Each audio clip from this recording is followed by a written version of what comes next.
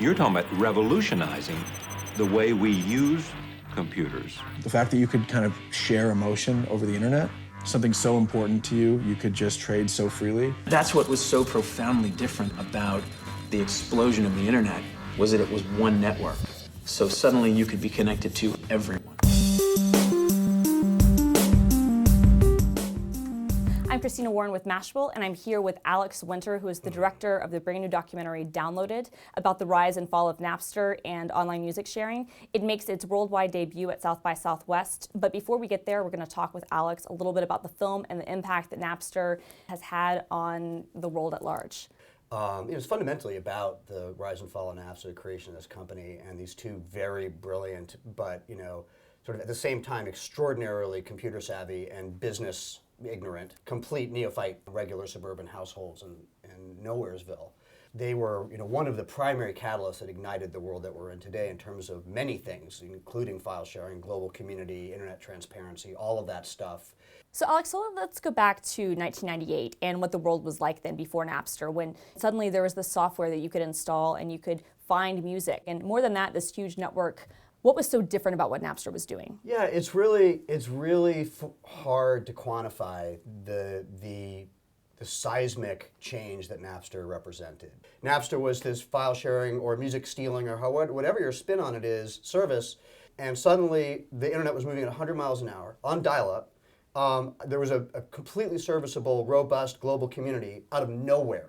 And that was the first thing that hit me about Napster, was the global community. That's why I wanted to tell this story even back then. I mean, that's like, it's ludicrous to try to explain how little of that existed before, basically none of it. It took me a while to actually catch up to the legal issues around it. Eventually, yes, we all used it for music, and we all had to kind of ask ourselves what the ethical situation was, obviously. But the categorical change culturally with Napster was that it was the first working, completely integrated global community that moved quickly.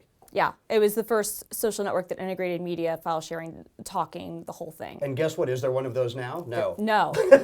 We keep trying 13 years later, there still isn't a service that does what Napster did in 98. There's a lot of debate about who the villain is here. Was it Napster or Kazaa? And that's even lumping a bunch of disparate people into one category that's totally inaccurate. Did the media spin this thing so hard and villainize an entire generation and criminalize an entire generation of people? When it was at its peak in popularity, music sales were at their peak, historically. And we've just recently seen a report, from last week that for the first time they're saying since Napster, music sales are up. That's a point I love to raise, that people forget that there was a bubble in the record industry where they were making more money, moving much larger numbers. The CD gave way to a humongous jump in their bottom line. Yeah. And they were suddenly moving 20, 30 million units of a single artist. That's crazy. That was not going to last. That bubble was going to blow. So I think that Napster absolutely, it spawned a generation of people who now said, I'm going to get my music this way and not that way. Right. And if you don't catch up and show me a monetizable way of getting it that's as cool as this, I'm not going to do it. And I honestly think that's the bottom line. I think that it was a very, very expensive legal skirmish on both sides. Both sides had a ton of money. It wasn't David and Goliath. There was Goliath and Goliath on a certain level. I don't want to mischaracterize Napster as just some kind of victim, because they had a pile of cash to go to battle with. I think that what happened with the downfall of Napster is actually extremely boring on a certain level. What people don't understand about Napster is they were not BitTorrent. Right. They were once they became a company, which was pretty immediately.